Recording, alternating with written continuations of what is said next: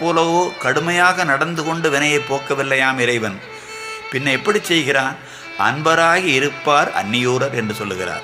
அன்பராக இருக்கும் பொழுது மகிழ்ச்சி கடலில் திளைத்தபடியே துன்ப வல்வினையை போக்குகிறான் என்ற அருங்கருத்தை பேசுகிறார்.